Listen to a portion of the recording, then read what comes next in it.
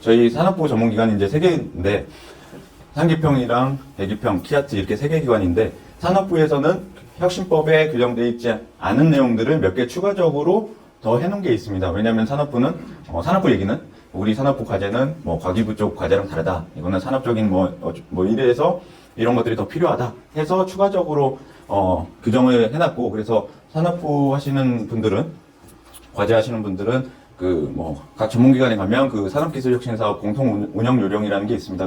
거기서 대부분의 내용은 혁신법에서 규정하고 있는 것을 담아놨고, 혁신법에 없는 것들을 추가적으로 몇 개를 담아놨습니다. 그래서 저희가 이렇게 좀 뽑아왔는데, 첫째는 인건비 관련해서는 다른데 혁신법에서는 인건비 계상률에 대한 의무 조항은 없거든요. 근데 산업부 과제는 10% 이상의 인건비 계상률을 계상하고 해야 된다. 그래서 10%를 준수하지 못하면 그 준수하지 못한 만큼의 인건비는 불인정 처리를 한다. 뭐 그렇게 돼 있거든요. 그래서 산업부 과제는 최소 인건비 기준이 있습니다. 그리고 영리기관 현금 인건비 계산할 때도 신규 채용하는 사람에 대한 현금 인건비는 모든 부처에서 다 허용을 하고 있고, 산업부는 추가적으로 신규 채용한 연구자를 채용해서 인건비를 만약에 1,000만 원을 현금으로 계산했다. 그러면 그 기존 인력, 현물로 출자해야 되는 분들의 현물 출자 인건비를 현금으로 1,000만 원까지, 그러니까 1대1 비율로 이렇게 할 수 있도록 해놨습니다. 규정에서. 그래서 신규 참여 연구자 인건비 금액만큼 기존 참여 연구자의 인건비를 할 수 있도록 했습니다. 그리고 밑에 이제 회수 기준인데, 그래서 이제 회수 기준에 없는 게 있는 거죠. 그러니까 신규 채용 인건비를 아까 1,000만 원 했으면 1,000만 원까지 계산할 수 있는데, 만약에 계획서에 1,000만 원을 해놨는데 신규 참여를 못 뽑았어요. 뭐 이렇게 채용했는데 퇴사하고 이래서 결국 집행한 인건비가 500만 원이다. 그러면 기존 인력에 대한 인건비도 500만 원까지만 인정을 하고 있습니다. 그래서 1대1 비율로 인정하고 있기 때문에 신규 채용을 못했는데 기존의 현금 인건비를 다 지급하면 그만큼 그 차액만큼 불인정이 되고 있습니다. 그래서 회수 기준에 신규 채용 인건비의 실제 사용액을 초과하는 기존 인력의 현금 인건비는 회수 기준에 들어가 있습니다. 그 불인정 기준에. 그렇게 보시면 될 것 같고, 그리고 영리기관은 특별히 이 인건비를 집행할 때 ICMS나 이지바로에서 시스템에서 바로 개인들한테 줄 수도 있고, 그 전체 금액을 회사 계좌로 자계좌 이체한 다음에 세금 처리하고 나머지를 이렇게 줄 수 있잖아요. 개인들한테. 그때 이제 개인한테 주는 시점을 산업부 과제는 이렇게 기간을 좀 정해놨습니다. 그래서 3주 내에 개인한테 지급을 완료해야 된다. 그거는 인건비와 연구 수당을 동일하게 이렇게 3주라는 거를 지정을 해놨습니다. 산업부 과제는. 그 취지는 사실 영리기관에서 이제 인건비라든지 연구 수당에 대한 문제들이 계속 나오고, 그게 이제 큰 이슈들이 되고 중요하게 보고 있거든요. 정부에서도. 그래서 회사가 조금 어려우면 경영자분들이 제일 먼저 이제 관여하는 게 이제 급여들이죠. 급여가 워낙 크기 때문에. 그래서 자계좌 이체를 하고 2달 뒤에 주는 경우도 있었고, 예전에 사례적으로 한 6개월 있다가 주는 경우도 있었어요. 그러니까 미지급으로 해서. 그래서 회사가 어려우니까 다음 달에 줄게 했는데 또 안 주고 다다음 달에 줄게 해서 그렇게 해서 2달, 3달 늦게 주는 경우들이 종종 있었거든요. 그런 것들을 예방하고자 3주가 넘어가면 그 인건비는 다 허용을 하지 않겠다. 다 불인정을 하겠다. 그래서 영리기관에서는 특별히 스타트업이나 창업 초기 회사들은 이런 문제에 대해서 산업부는 별도로 규정을 하고 있어서 산업부 과제를 할 때는 반드시 참고를 하셔야 됩니다. 이 기간은. 그리고 연구 시절 장비를 할 때 3,000만 원 이상 연구 장비는 요새 또 계속 변경이 되고 있어서 어쨌든 심의를 좀 받아야 된다. 그게 이제 전문기관 심의든지 과제 평가단 심의든지 이렇게 3,000만 원을 받아야 된다. 기존 연구개발 혁신법에서는 그 승인의 기준을 1억으로 보고 있습니다. 1억인데 산업부 과제들은 3,000만 원에서 승인성으로 보고 있습니다. 그리고 연구 재료비도 혁신법에는 없는 내용인데 2,000만 원 이상의 물품을 구매할 때, 그러니까 단일 품목으로 그 재료가 2,000만 원이 넘어간다. 수량이 몇 개에서 2,000만 원이 아니고 단일 품목의 가격이 2,000만 원, 부가세 포함해서 2,000만 원이 넘어가면 그거는 계획서에 반드시 넣어놔야 된다. 그렇게 하고 있습니다. 그래서 산업부 과제들은 이런 것들이 조금 있고, 그리고 3,000만 원 외주 용역비도 계획서에 있어야 됩니다. 그래서 혁신법에는 그런 내용은 없는데 연구개발 계획서에 명시하지 않은 3,000만 원 이상 외주 용역비, 그런 것들을 만약에 계획서에 없을 때 쓰실 경우는 승인을 받아야 된다는 거죠.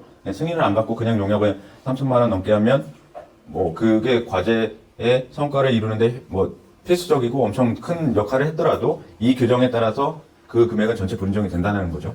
그래서 그렇게 보시면 되고, 연구수당도 몇 가지가 있습니다. 그래서 평가 결과에 따라서 이제 연동을 해서 평가 결과가 뭐 미흡이라든지 불성실 이렇게 하면 그거에 따라서 50% 감액, 전액 감액 이런 규정들이 산업부에만 있습니다. 그래서 평가, 그러니까 단계 평가 결과를 연동하고 있습니다. 그리고 아까 말씀드렸던 인건비 3주인에도 연구수당도 동일하게 적용을 하고 있습니다. 그리고 한도가 사실 그 개인별의 한도도 추가로 지금 산업부는 규정을 하고 있습니다. 그래서 개인 참여 연구자의 인건비, 그래서 뭐 현금이든 현물이든 그 단계 동안에 그 사람의 전체 인건비의 70%까지만 줄 수 있다. 그래서 70%를 초과할 수 없도록 하고 있습니다. 혁신법에서는 총 연구수당의 70%를 한 명한테 줄 수 없다. 그 규정만 있거든요. 근데 산업부는 그 규정 플러스 개인의 인건비도 연동해서 연구수당의 한도를 보겠다. 이렇게 돼 있어서 그렇게 보시면 될 것 같습니다. 그리고 위탁연구개발비는 뭐 산업부 과제에서는 별도로 없습니다. 네, 그래서 그렇게 보시면 될 것 같고 중요한 협약의 변경인데 뒤에서도 그래서 아까 말씀드렸던 3천만 원 이상이라든지 그리고 연구실 운영비 이런 것들 외주 영역비를 중요한 협약의 변경으로 넣어놨습니다. 그래서 승인을 받아야지만 쓸 수 있게끔 그런 게 있다 정도 보시면 될 것 같습니다. 그리고 지금 아까 말씀드렸던 공통운영 요령이 작년 12월 31일 날 개정본이 또 나왔거든요. 그래서 지금 한 2주 정도 지난 거죠. 그래서 저희가 규정이라는 게 사실 이제 법이랑 이렇게 발표가 되면 그거를 현장에서 적용하기까지는 좀 시간이 필요합니다. 그래서 저희가 정산 법인에서도 아마 요 바뀐 규정을 가지고 실무적으로 어떻게 적용할지를 아마 그 산업부 전문기관하고 간담회를 통해서 아마 얘기가 좀 돼야지 실무적으로 방향성이 좀 잡힐 수 있을 것 같은데 요 내용은 이런 식으로 바뀌었다, 이렇게 바뀌었다 정도로 그냥 이해를 하시면 될 것 같아요. 그래서 연구지원체계, 비영리기관의 연구지원체계 평가 결과 80점 이상은 정산을 면제해준다. 좀 유연하게 좀 바뀌는 게 많아요. 그래서 대학 같은 경우는 직접비 10% 내에서 사용한 연구활동비의 여비, 회의비, 식대 같은 것들은 증빙을 면제해준다. 재료비도 연 1,000만 원 이내에서 100만 원 이하의 증빙을 면제해준다. 이렇게만 돼 있거든요. 근데 실무적으로 정산할 때는 저희가 그러면 증빙 면제라고 하면 아무런 것도 안 내도 되냐? 이런 또 얘기가 나올 수 있거든요. 그리고 연 1,000만 원이면 그거를 그러면 연마다 이렇게 체크를 해서 이렇게 어떻게 해야 되냐? 이런 얘기들도 나올 수 있을 것 같고. 그리고 직접비 10% 이내 그러면 처음 계획서에 그거냐? 아니면 실제 집행이냐? 이런 얘기들이 좀 있을 것 같아요. 그래서 좀 협의가 좀 더 필요할 것 같고. 그리고 법인 개인카드 사용에 대한 예외 조건을 확대를 했는데 원래는 그러니까 연구비 카드랑 세금계산서를 통한 직접 이체만 가능을 하게 돼 있습니다. 근데 간혹 가다가 카드가 없어서 누가 써서 해서 소명서가 하면 저희가 인정을 해드리거든요. 실무적으로. 근데 이제 이런 규정이 생긴 거죠. 불가피한 경우 전문기관 승인을 얻어서 할 수 있다. 그러면 이제 정산 실무 입장에서는 이게 더 어려워진 거죠. 왜냐하면 개인 카드를 썼는데 대부분이 전문기관 승인을 받기 어렵죠. 그 한 건 가지고. 그러면 승인 안 받았으면 다 불인정을 해야 되느냐?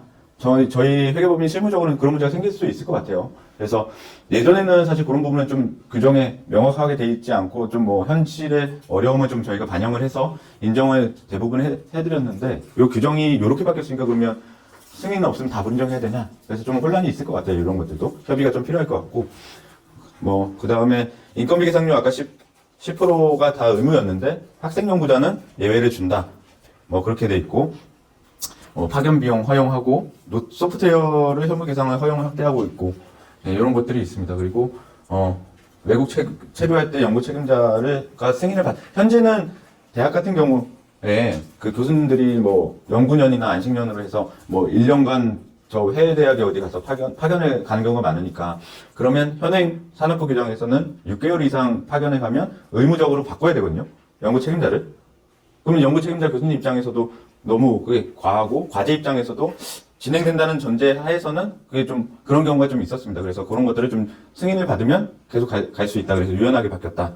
이렇게 보시면 되고 연구 집행기간 제한도 원래는 단계 정산으로 바뀌면서 단계 기준으로 모든 걸 했습니다. 그래서 장비 같은 경우 이 2달 전에 들어와야 되는 것도 단계 2달 전에 들어와야 되는데 그런 것도 여러 가지 이슈가 있었죠. 그래서 1단계가 있고 다음 단계가 있는데 그게 너무 과한 거 아니냐 해서 산업부는 최종 단계에 2개월까지만 들어오면 된다.